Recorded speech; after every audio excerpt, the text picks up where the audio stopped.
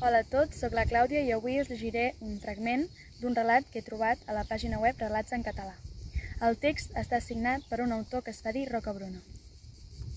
L'àvia va descobrir que la seva neta petita, la Roser, ja havia après a llegir i que, segons deia tothom, ho feia a la mar de bé.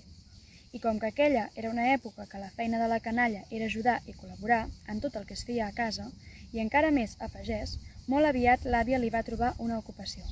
No hauria de donar menjar als porcs, no hauria d'anar a replegar els ous de les gallines, tampoc hauria d'anar a collir fruita.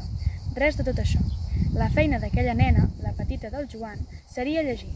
Llegir per l'àvia, tota l'estona que fos necessari. No li va preguntar si ho voldria fer, si li agradaria fer-ho. No, això aleshores no comptava.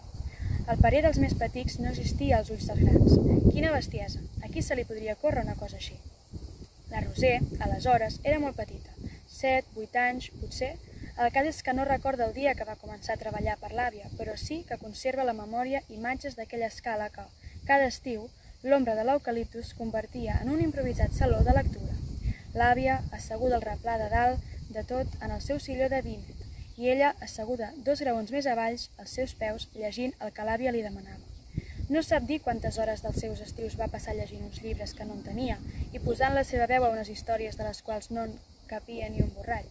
Ara, recordant tot aquells temps, se li acut que li agradaria poder recuperar aquells llibres estranys, aquells textos incomprensibles que la seva ment de nena llegia i llegia, talment com una màquina que res no comprèn.